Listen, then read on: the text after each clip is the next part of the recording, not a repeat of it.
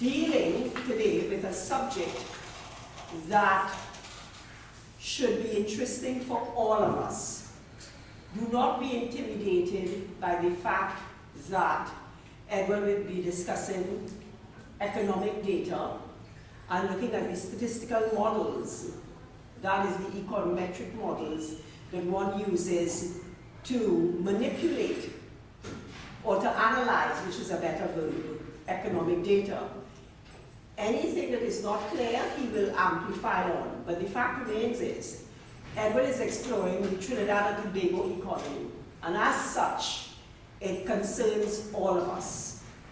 What he will be discussing is, well, he'll be looking at connections, dependencies, predictions. Now, connections and dependencies are not necessarily the same thing. And predictions will be based on what he thinks are the dependencies. But the long and short of it is, what is going to happen to Trinidad and Tobago, or what is predicted will happen to Trinidad and Tobago when the oil and gas party ends. So that's why I said it's of use to all of us.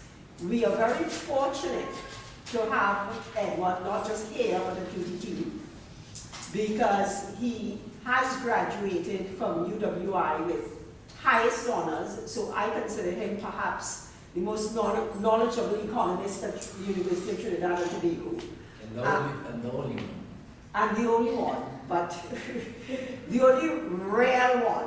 And it's very important that we have this. He started off in the Natural Gas Institute of the Americas, NGIA, and he's still there. But at the beginning, NGIA had to have an economic component. When we're looking at oil and gas, we need not just to talk about production and development, but to understand how it impacts on our economy.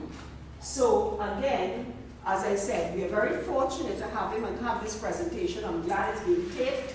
And unfortunately, I will not be here at the end, but so I will not be asking any questions, which will leave the floor to you. So without further ado, I'm very, very proud to present Edward Bahaw. Thank you very much, Professor Stokes, for your kind introduction. I want to start by first saying my sister is also here in the audience.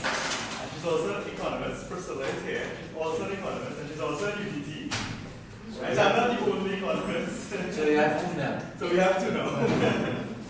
Right? My focus, however, is a little bit different from hers. I focus on econometric modeling, and she focuses on entrepreneurship. So we're slightly different, although we are both economists.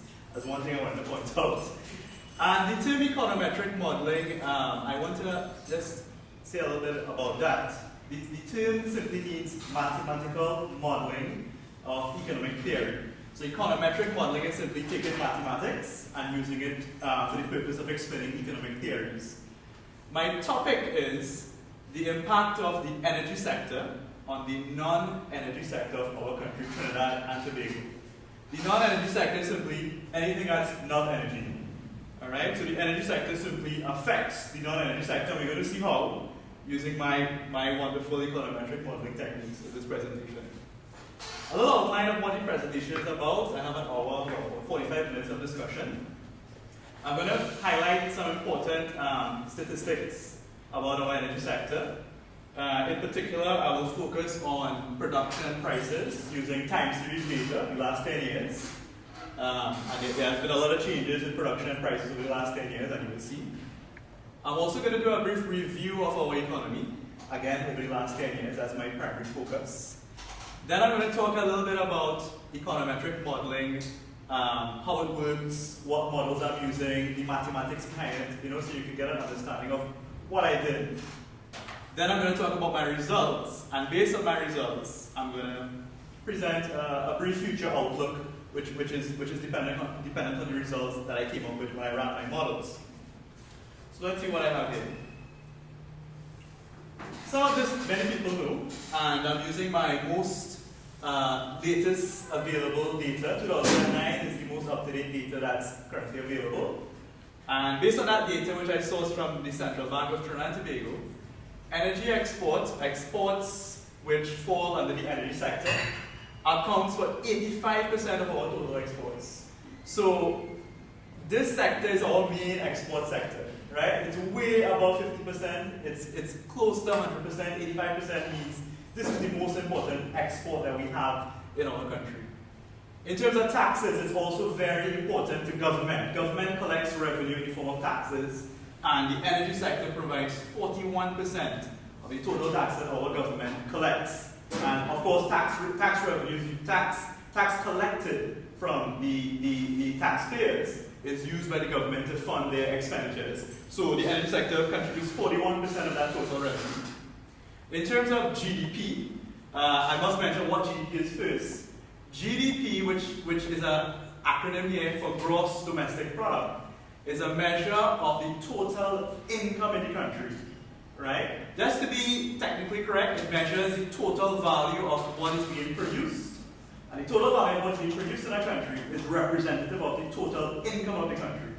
So all we are saying in this measurement here is that our energy sector, energy GDP, accounts for 36% of the total income of the country. Alright? The rest of the economy contributes remaining 64%. So energy is 36% of our economy.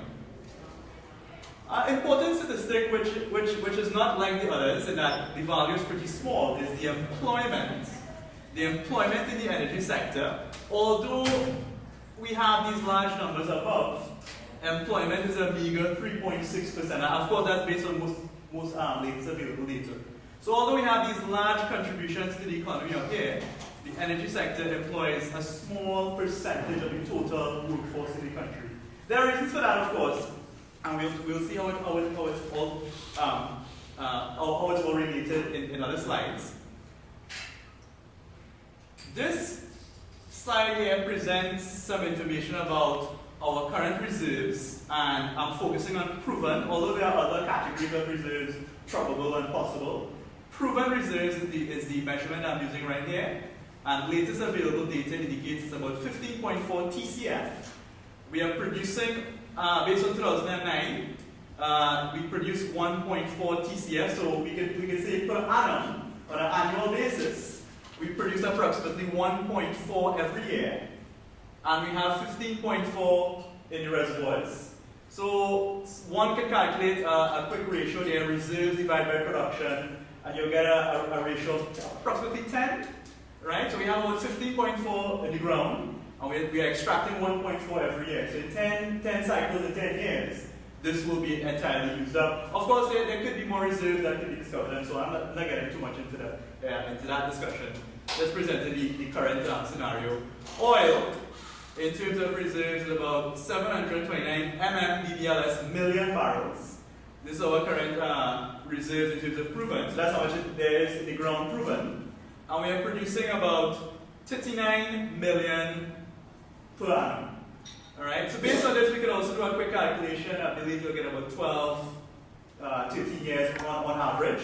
If there's 728 in the ground and we're producing 39 every year, you can get a ratio. It's about just over 10 years of oil proven in the ground right now. So based on our reserves and current production levels. This, as I said, presents a nice historical trend of our production of both oil and gas over the last 10 years, 2001 to 2010, 10-year period. I use colors to help distinguish between oil and gas. Red I'm using to depict my oil, green is showing my gas. So focusing on gas first, my green bars, we are seeing since 2001, gas production has increased. I would say more than double, a little more than 50. Actually, I'm using the wrong axis. If you look at my graph, I have a primary vertical and a secondary vertical axis. My secondary vertical axis is the one which is measuring my gas production per day. And 2001, we were somewhere around 1.3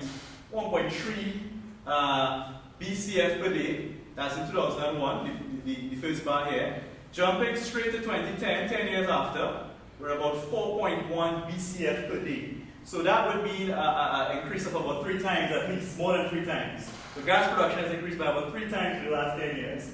Oil production, in hand, looks different. It's sort of going up and down, kind of volatile, but in particular, The latter period, in fact the last 5 years, is clearly a decline. So oil production, unlike gas production, is declining. Of course, the relevant axis would be this one, my primary vertical. It's showing production in thousands of barrels. So where are we right now? Given the line, given the marker right now, we are about 100,000 barrels per day right now in terms of oil. And it's on the decline. So you could probably expect this may fall, I don't know, 90,000. I don't want to forecast that right now. What we are seeing is that the trend is declining. What is more important, I believe, is to compare the same production of gas and oil, but in a standard measurement. Right? Before I had oil in barrels and gas in BCF. This chart presents the same production, but I'm using a measurement which is called barrel of oil equivalent. This measurement converts gas production into an equivalent amount of oil. So it's a standard, you can compare like with like. When we do it this way, we are able to see the relative importance of oil and gas. What do I mean by that? Well, again, green is gas, red is oil. So looking at the height of the green bars and the height of the red bars, it's clear that gas production is more, even as far back as 2001, gas production was more than oil production in terms of an equivalent measurement basis. And when you factor in now the growth in natural gas production, so we come to 2010 now, just looking at this picture, if this height is measuring my oil and the green is measuring my gas, I would say gas about at least 5 times the height of my oil production. So when you measure oil and gas on an equivalent energy basis, gas production is about 5 times, maybe 6 times that of oil production. So clearly what I'm getting to right now is that the more important hydrocarbon in our country right now is gas, not oil. Oil may have been important 25 years ago, 30 years ago, but not now. Gas is our main energy commodity, or main hydrocarbon. That's the purpose of the graph. Given that I just demonstrated that gas is so important, it's the main hydrocarbon. Why are we producing all this gas? What is it being used for, and so on? So again, based on 2009 data, this pie chart shows a breakdown of the various uses, or the users of the natural gas produced in Trinidad. We have some big slices and some tiny slices here. I'm going to focus on the big ones. The biggest one, in fact, is this one here. LNG, liquefied natural gas. This is the main use of our natural gas, according to our data. About 59.2%. What exactly is LNG? Many people would know already. It's when you liquefy our natural gas with the purpose of shrinking the volume, which aids the transportation and shipping of the natural gas to foreign markets. We market this to many countries across the world. As more recently, we actually have shipments going to Puerto Rico, they go to USA, they go to Spain, they even go as far as Asian markets sometimes, depending on prices and so on, and where the demand is. So LNG is our main user of our natural gas. Ammonia and methanol, each about 14, 15, close to about 15% each. These are 2 big users of gas. But these, however, use the gas as a raw material, as a feedstock. That's what they call it. The gas is actually a raw material used in the production of the methanol and ammonia. So we call it a feedstock. And they account for 50%, approximately 50% each. So LNG, ammonia, and methanol are the primary users of natural gas. Yeah, but the small users, I'm sure we've seen them here. Not going to mention too much about them. Electricity consumption or production for powering households and power plants and so on is about 7.1%. But at the end of the day, it's LNG, ammonia, and methanol, and these are called petrochemicals. All belong to the energy sector. Prices now of the 2 main commodities, oil and gas. We see the same color code being used, red for oil, green for gas. I'll focus on my oil price first, noting that I have again a primary vertical and a secondary vertical. The oil, US dollars per barrel, is my oil price axis here. So tracing my oil prices, I don't know, the year 2000 we started around, I would say about $30 per barrel. That was the price about 10 years ago. And then it even slipped a little bit, falling to about 25 and so on. And then something happened. the whole world began to grow. Economic growth in many, many countries across the world. Increased demand for crude oil. Crude oil prices began to go up. In fact, there's also problems with geopolitical tensions, causing oil prices to go up even further. Bad weather, Hurricane Katrina, all these issues happening, causing oil price to even rise higher. And the highest price I have on record here is in 2008, where we see the price is just about 100. Now, some people are aware that there was a price of about $147 per barrel that existed. That price did occur in 2008, but it only occurred for about 2 weeks. Right? The average for that year, right, was still 100 because it was as high as 147. But in that same year, it was as low as, I don't know, $50 a barrel. So the average is $100 for that year, right? Because I'm using annual data in this chart. So it had reached an all-time high here. Then something happened in 2009. I'm sure many people are aware of this because it's what people talk about a lot. This was the global financial crisis, recession in many of the developed countries across the world. And that happened in 2009. And oil prices declined tremendously on account of that. And then there is a little recovery, things are picking up back. Countries are coming out of recessions right now. There's slow growth taking place, but growth nonetheless. And growth again means increased consumption of oil again, and prices are heading in an upward direction. In fact, if you look on a daily basis, I think right now it priced about 95, give or take. That's the current oil price. So it's heading back up. That's oil. In terms of gas now, a different picture, the green bars are what we're focusing on now, and our secondary vertical axis. The price is quoted in dollars per MMBTU, and we are just seeing from 2000 prices falling at first, then increasing again due to Hurricane Katrina and so on, especially 2005 rather. This was Hurricane Ivan, this one here. Hurricane Katrina was more 2006, 2007, and so on. So you see some fluctuations in prices due to bad weather, which disrupted pipelines, gas pipelines, restricted supply. And once supply is restricted, prices go up. So we see that in terms of gas as well, going up. And then we have also in 2008, when oil prices were at its all-time high, gas prices more or less was at an all-time high as well, right? Because in fact, oil and gas could be substituted to some degree. So when oil prices go up, people switch to some degree, and not totally, it could be substituted. But so when oil prices go up, there are attempts to substitute gas sometimes, which increases the demand for gas and sends the price of gas up. So coincidentally, when oil prices are high, you also sometimes see gas prices to be high. And then we have the global financial meltdown in 2009. Gas prices fell. I want to focus on this fall. This is about $8.50. Right, per MMBTU here in 2008. And 2009, you're seeing about $4. That's a 50%, in fact, more than 50% increase in the price of what we are selling in Trinidad. We are selling gas in Trinidad, and the price fell by more than 50%. That has to have an impact on our economy, and we'll see this now. And in 2010, there is a bit of a recovery, nothing substantial, I would say. So gas prices are, have risen slightly, but they are nowhere close to the peaks that was experienced in 2008. So what is the impact of all these things? Let's see. I'm showing a graph here of gross domestic product, which I mentioned earlier is a measure of the income of the country. In fact, this is what a country uses, or this is what economists use when they want to make a statement about if the economy is growing or facing a recession. When gross domestic product is increasing, the country is growing. Incomes are rising, employment, there are more employment opportunities, consumers have a good time because they have more money to spend, everybody's happy. That's growth. When gross domestic product is falling, it means income is on the decline. That's what we call a recession.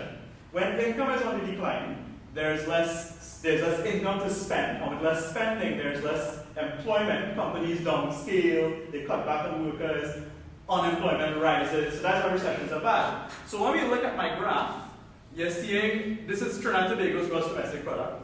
We are seeing we're starting at about 50 billion TT in 2000, and then there's rapid economic growth, taking place in this area here. We have some new methanol plants and ammonia plants and LNG trains coming on stream, creating more income for the country, and hence the reason why gross domestic product is rising.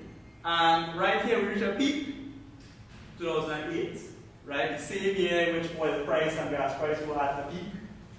And then in 2009, we know what happened there. There was a global financial meltdown. Oil prices, gas prices fell tremendously.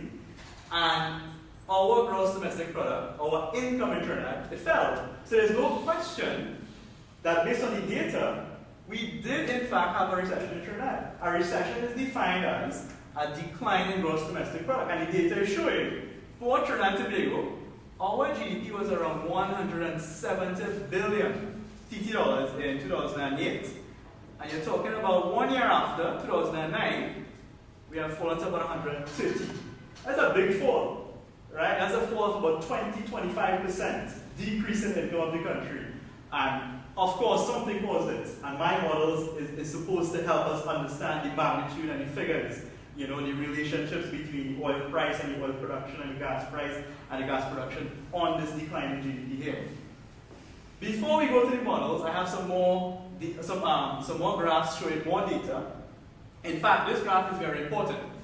It shows a breakdown of the same GDP that we had before in terms of energy and non-energy. Energy is all the petrochemical, oil, gas, all the energy-based industries, that's energy GDP. Non-energy is everything else, right? We're talking about agriculture, services, manufacturing. Under services, you would have financial services, construction services, tourism services, just to list a few. So energy is everything energy related, non-energy is everything else. So when you look at the breakdown now, blue is energy, pink is non-energy. We see, you know, just to look at a trend, blue is increasing, right? My blue bars are going up, so the energy sector is growing. And coinciding with the growth in the blue bars, there is also growth in the pink bars. So I can probably generalize and say, as the energy sector grows, as my blue bars increase, the non-energy sector follows, right? Maybe it's pulling it, you know, together. You know, there's some link there, definitely. And vice versa. In 2009, when the energy sector fell by about 50%, my blue bar halved almost, the non-energy sector fell, I mean, not as significantly, but it declined as well. So there's some link there. You know, one is guiding the next in some way. So the purpose of the graph is to show when energy increases, the non-energy sector follows somehow. And when energy falters or declines, the non-energy sector also declines as well. As I was mentioning just now, this is just a breakdown of, you know, what the non-energy sector covers. Everything else, agriculture, manufacturing, services, just to list a few. I mentioned tourism is not on my list, but that's a very important one. Important service, which, by the way, we don't promote in Trinidad and Tobago. I think as a fact it's well known, tourism is not a main sector in Trinidad. It's not a sector which is vibrant. It's not a sector which people target. It's not a sector which the government encourages. You know, so it will fall under services. And I'm just saying, you know, right now on one side, it's probably a sector we could examine. You know. Okay, going on. As I showed in my previous slide, employment in energy. So I'm using purple for energy. Employment in energy is minuscule, it's small, it's insignificant. Again, my 10-year period, 3.2% to 3.6% has not changed in any big way, right? And you figure 3, let's say 4 if you round it off, 4% for a sector which provides 41% of government revenue, 4% is small. So why is the employment in the energy sector so small? Well, simple. The energy industry is capital intensive. It uses machinery, equipment, you know, plants. That's what you have. It's capital intensive. It's not labor intensive. It doesn't create jobs per se. All right, and that's why you have such. So even though the industry is large, it's mostly machines and, you know, equipment doing all the work. There are people there. Don't get me wrong. There are people, but it doesn't generate thousands and thousands of jobs. What, according to this graph, creates a large amount of jobs? Collegiate services. looking at my bars, from 78 to around 82, so 70s to 80s, that's the employment in the services industry.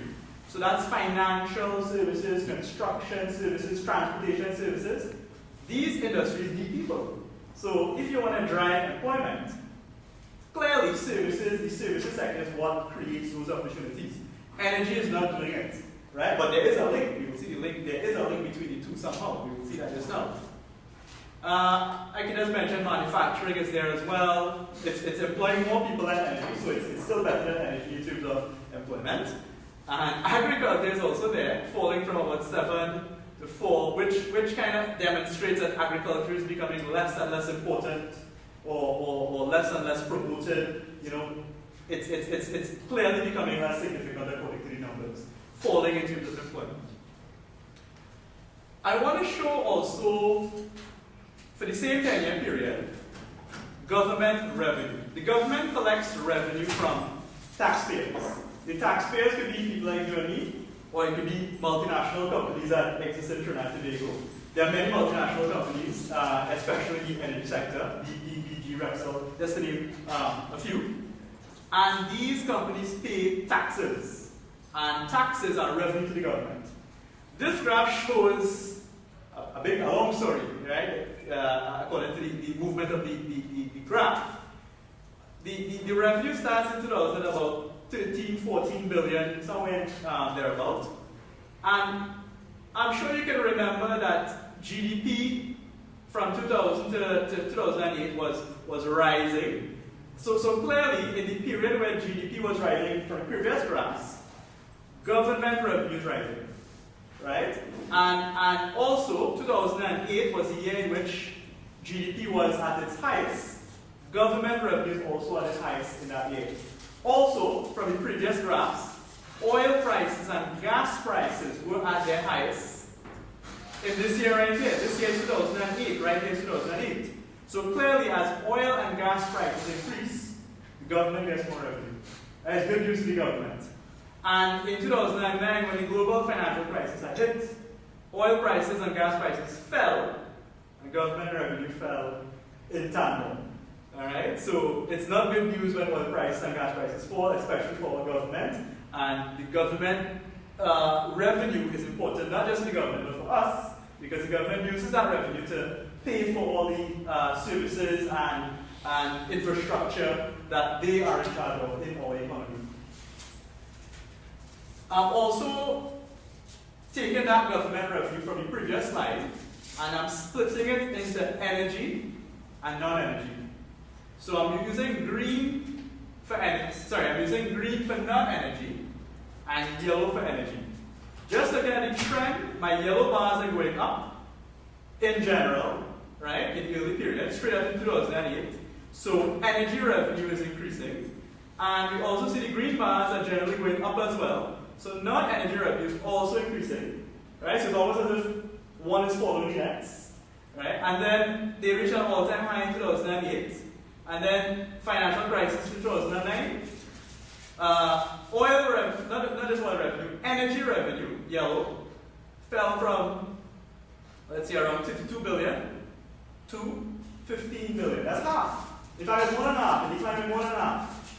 Energy revenue was about $32 billion, and it fell to a mere 15 billion. What caused that? Perhaps it was oil prices, perhaps it was gas prices. The models will reveal which one it was.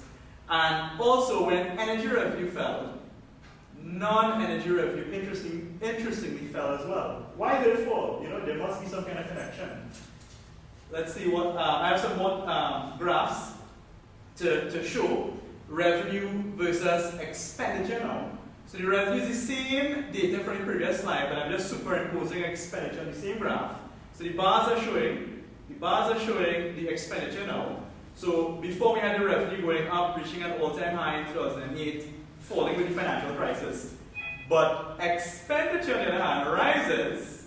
The greater the revenue the government has, the graph shows the greater the spend. Right? The more revenue the government has, the more money they have to spend, and then they would spend more. So my green bars are going up. It reaches an all-time high here, and clearly if government revenue is at 58, let's say, and expenditure is, let's say, about 45, the difference between 58 and 45, which is about 13, that represents savings.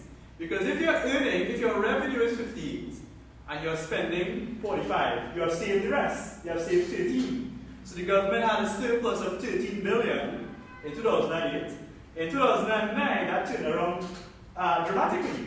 Because in 2009, their revenue fell to about 38, and the expenditure was maintained at around 45. But why would expenditure not fall? And the answer is simple. Once the government commits itself to spend, to pay wages, to expand their infrastructure, to build buildings, to expand schools, building highways, they have a commitment. They have to continue to spend this money because they promised to spend it. And when the years elapse, they have to continue to spend what they promised that they wanted to spend in the beginning. So all I'm saying is, once expenditure rises, the government corners itself in a position where they have to continue spending at that high level, right? Now, the data is definitely showing that, right? They did make some minor cutbacks, as you can see, a small decline. And what I want to say is, although they made these commitments, this cannot be maintained forever, right? So they maintained their expenditure in 2009, in 2010, 2011, 2012, they may not be able to continue to maintain that expenditure. It may take some time when they realize that they simply don't have enough revenue. And in fact, the new government, or the government of the day right now, is signaling that revenue is not at a favorable position right now. And we may see this expenditure cut further. In fact, that's the sort of signal we are getting right now from the government in office at the moment. So the purpose of this graph is to show, once expenditure rises, it tends to remain at a high level because the government commits itself to a high level of spending. But they can never maintain this forever. As long as revenue is depressed, sooner or later they will have to cut the spending. That's important for us, because we will see how government expenditure, in fact this graph, let's see what the graph is showing. Non-energy GDP and government expenditure. Government expenditure is in green and non-energy GDP is in pink or light red. Without even looking at the numbers, there's clearly a correlation here. As government expenditure increases, the non-energy sector expands. And as government expenditure slips, declines, the non-energy sector falters. So the graph is telling me that the non-energy sector depends on the government. Right? The non-energy sector is services, construction, financial services, transportation. And because of this correlation, it is clear that the government expenditure promotes or maintains this part of the economy. Right? What is the link? Let's see. Before making an overall summary, the last point I want to touch on in terms of data is the relationship between exports, and we know energy accounts for 85% of exports. My first slide, 85% of exports is energy, and we want to see what's the link between exports and GDP, income of the country. This graph shows, with GDP in yellow and exports in blue, generally, as exports increase, GDP increases. In fact, where exports reach its highest, GDP was at its highest. And when exports decline, GDP decline. So that can't be just coincidental. It has to be, or it may be the case rather, that exports drives income in the country. The more the country exports, the more income will be created in the country. Right? And of course, my models will test this in a better framework rather than just correlation. We'll get to that just now. And as mentioned before, if you break the exports down into energy and non-energy, we can see energy, right? For all the years in this graph, the 10-year period covered, energy was always the largest contributor to exports. My most latest available data indicated, exports account for 85% of total exports. Right? So the blue bar here is 85%, the pink is 15% to make up the remaining part of exports. And this, although it goes up and down, clearly the blue bar always dominates the entire height of the total exports. exports. So energy exports is always a very large component of our total exports, and our previous slide showed as exports increase, GDP increases. So if energy is the main export, then as energy exports increase, then GDP of the country would increase in tandem. To summarize all the graphs and all the data sets I just presented, I am showing a little schematic here with the various sectors and how they are interrelated.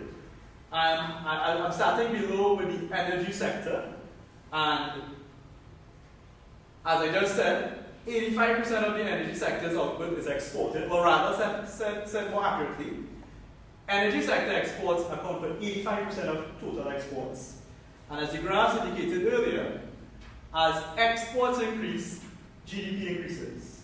So exports, energy exports drives GDP. What is GDP? It's a measure of income of the country. The energy sector, as I showed in my data, also drives government revenue. It accounts for 41% of total revenue collected by the government. Why is this important? As proved or as shown in the previous graphs, or as illustrated in the previous graphs, government revenue drives government expenditure, and government expenditure drives the non-energy sector. So without government, without energy revenue, the government would not be able to spend in the economy, and the non-energy sector would not be able to benefit as much from government expenditure. And the non-energy as the non-energy sector grows, the total income of the country will grow as well. So this schematic, essentially, this flow chart in a sense, shows all the interrelationships between the energy sector and the non-energy sector. My mission now is to get some measurements, some magnitude, some numbers saying when energy prices rise by 10%, what is the effect on GDP? Does it rise by 10%? Does it rise by 5%? Does it rise by 20%? My models are going to help me to do this. And this brings the question, the same point I'm making. Which energy sector variable has the biggest impact on GDP? We have gas prices, we have oil prices, we have gas production, we have oil production. All these things change over time. In fact, they're very volatile, they fluctuate. And as illustrated earlier, when these change, GDP changes. What I want to find out is which one has the biggest impact, and what's the value, what's the coefficient, right? I did a very simple analysis, correlation analysis, but I'm not going to spend much time on this graph because correlation is not very scientific, it is not robust, it is not well recognized. So even though the numbers are there, as my supervisor says, this is a quick and dirty look, it's not anything scientific, right? This is for the non-technocrats, so we're not spending too much time on this. So correlations are clearly not sufficient, they are not robust. What are we using? Correlations do not imply causation. What are we going to use? We're going to use econometric modeling tools. The tool I am using is called vector autoregressive modeling, or vector autoregressive models. VAR for short, VAR from vector autoregressive. And the approach utilizes something called co-integration and impulse response. A little background, a brief background on the modeling tool. These tests could provide evidence of causation. It could say one variable causes the next, right? With a strong degree of confidence in the numbers. In fact, you could get, we describe this as robust results. It's well recognized, it's not questioned. So these results provide causation. And I want to highlight that the developers, or the scientists, or the economists who came up with the modeling approach, which they came up way back in 1987, they won the Nobel Prize in 2003 for their work in econometric modeling. So I'm using their same modeling approach, vector autoregressive modeling, developed by Engel and Granger, who both won the Nobel Prize jointly in 2003 for their work in this field. Their work is utilized in many studies, hence the reason why they won the Nobel Prize. You know, it's well recognized and so on. And I'm employing it in my study here over a 10-year period. And over the 10-year period, I'm actually using quarterly data. So over 10 years, 4 quarters in each year, I have 40 data points in my data set, which I'm investigating. This is just a brief look of an autoregressive model at first. My model is a vector autoregressive model. Now, I'm a little pressed for time, so I'll try and focus on what's important. This is an autoregressive model, not a vector yet. Autoregressive simply means a current value, a value today, is a function of, or it depends on, a past value. So GDP today, for instance, might depend on GDP last year, right? The T represents this period, this year, and as you can see, T minus 1 is this year minus 1, and that's last year. So the model basically is based on the premise that a value today is based on past values of that same variable. If you focus on the subscripts, we go from T minus 1, T minus 2, continue straight to T minus K. K, of course, tells us how far back in time we are going, right? And the models, when we estimate the models, we estimate and determine the appropriate value for K, right? The models tell us, the data is used to help us determine what is an appropriate value for K, how far back in time we are going. We also have a U, right? A U here in the end, UT, which is the residuals, which simply represent the difference between what the actual value of the variable is and what the predicted value of the model. When you estimate a model, you will get beta values here. The beta values are called coefficients. When you use the model to estimate or forecast the variable you are measuring, we call that the predicted value. When you compare the predicted value with the actual value, there might be a difference. That is what UT represents. The residuals or the error terms, which hopefully are going to be small, almost zero, right, if the model is to be considered robust. And in fact, these things are measured and tested. I have a graph here just to give you a better idea of what UT is. One is actual, blue is actual, red is what the model is suggesting. So in some years, like for instance right here, the model and the actual value is the same. In fact, it also applies here and maybe here. But in other years, let's say let's start with, in fact, as early as year 1, there's a small difference.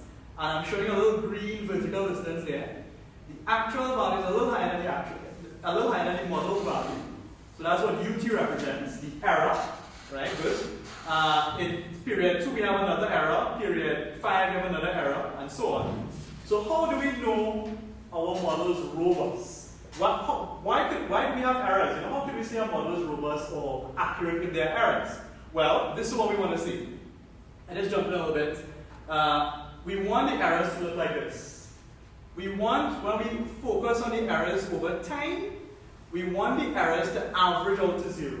Sometimes the errors are positive, sometimes the errors are negative. But if the model is such that on average it's 0, then the model is generally predicting what the actual values are. I want to go finally to my results now, because I'm sure this is the primary purpose of the study, to find out the relationships. Over a period of what time you have said? This would have been the 10-year period, yes. The last 10 years, right? I'm jumping straight to my values. Alright, so after measuring the 4 variables, I'm just going one slide back just to point out the 4 variables again. After looking at gas production, gas price, oil production and oil price, and its impact on GDP, the models indicate that gas production has a significant effect. Yes means yes, it has a significant effect on GDP, right? And interestingly, oil production does not. Gas price, yes, has a significant effect on GDP. Oil price does not. Right? This is what the models have told me. But this is logical because the majority is 6-to-1 ratio. That's right, from my earlier slide, yes. That's right. Right? Clearly because gas production. Yeah.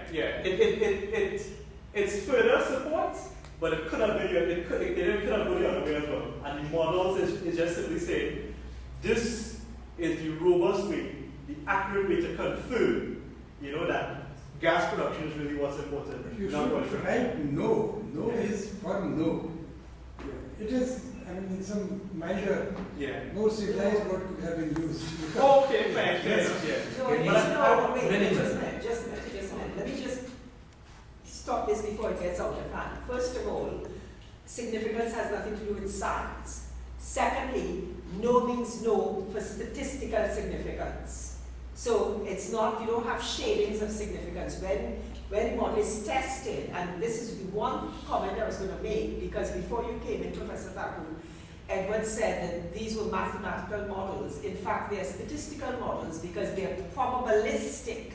They're not deterministic. Yeah, that And therefore, this result is within a statistical significance. yeah, that was clear because So no means no. otherwise no wouldn't have been there. Yeah, but there's no shading. No means no, it is not significant. Even though it's 6 to 1, it could have been significant. I found this counterintuitive actually, but anyway, go on anyway. And this style is important in the sense that after determining that gas production and prices are significant, oil production and oil price is not, then we want to investigate gas further. Right? We want to see what it's significant, okay, how significant is it, or what's the size, what's the magnitude. And that's when I went and measured the magnitudes now. And this table is showing for the two which are significant, gas production and gas price. If I shock or change gas production by 10%, GDP would respond by changing by 8%. So every 10% change in gas production, GDP would respond by a change of 8%. And in terms of price, every 10% change in gas price, GDP would respond by 3%. So we could go further and say, if gas price were to fall by 50%, which is 5 times 10, GDP would fall by 5 times 3, 15%. Right? This is the most important finding. This is the purpose of the research essentially, to determine the magnitude, the size and direction of changes or impacts on GDP when these two change. Production and prices, in fact, prices are very volatile, they're always changing. And production changes as well with new discoveries or depleted reserves. So it can go up or down. If you shock both of them, and you have this multi-shock, having the price and so on, what will be the combined? Right. Because I will prove to you now that it doesn't come linearly as 8 plus 3. Yeah. In reality, No, this does. yeah. This does. This does. This is 1 by 1. No, It's no. First of all, it's an econometric shock. It's a shock to the word. It may not even be a shock. Like again, Katrina was a shock. It's a test shock. No, but Katrina was a shock. It could be anything that causes a change in the economy. So it's not as if you could shock one and not shock the other. The shock is an independent thing. But the two shocks can come together. But Katrina and the uprising. yes, but it's not as if one shock will only shock gas and the other will only shock oil. Anyway, I'm just showing that the system is not linear. Let them finish. Yeah. In fact, in the scientific investigation, in fact, the investigation is done with changing one variable at a time, keeping everything else constant. Just asking to tease. No, listen. Again, do not set it off. It is linear. It's linear in beta. This relationship here is beta. But- And the statistical model is linear in beta. Yes. What beta measures, Edward has rounded it off here. I think he did his job so well. Did you all think it is simpler than it is? But listen to me. I'm going to ask you What 20 beta questions. measures, what beta measures Is- is for one unit called the change. correlation factor. One unit change in natural gas production, what would be the change in the GDP? Okay? And that is linear. So he was correct in saying if you change that by 50%, you change the other one by 15%, you change the other one by 50%. I use the same model and give you a copy of the paper, which is the old correlation for a controller. And we found that it's better even to go from the linear model to a non-linear model. And we use the artificial intelligence technique called the BSO to estimate the beta from the non. But there's something called linear in the variables and linear in the coefficients. And then you're mixing apples and oranges here. No, the formula is non-linear. No, but There's non-linear invariables and non-linear coefficients. Besides which he tested this all the slides he skipped over involves the things that he did. He has given you the layman's view here and in a sense minimizing the amount of work that was put into this. So you think it's simple, it wasn't. But go ahead, why don't you just... Yes.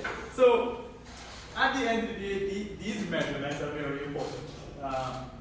For government policymakers, for energy analysts, anybody in planning, I would say.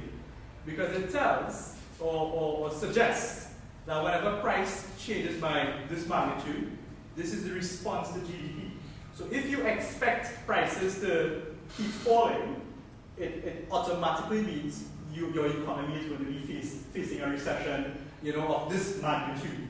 And it also gives a sense that because of this strong link between gas and GDP, there's a fair reason to argue that we should diversify our economy away from energy, right? I'm not saying to completely eradicate energy in any way.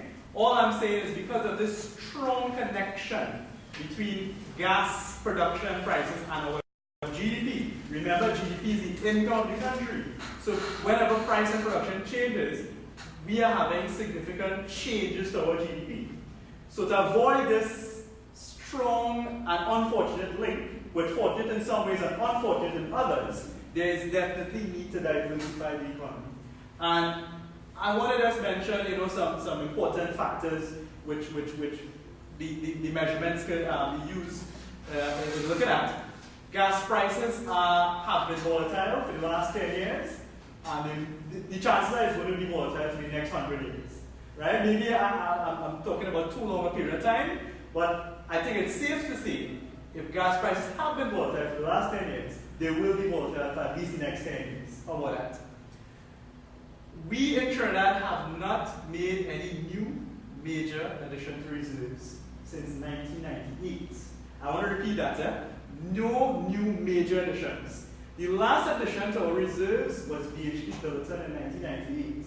There were some minor discoveries since 1998, but those discoveries, those additions, in many aspects are not commercial.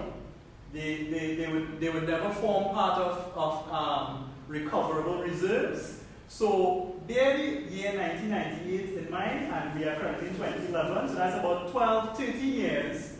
We have not added new proven reserves to our stock of extractable hydrocarbons.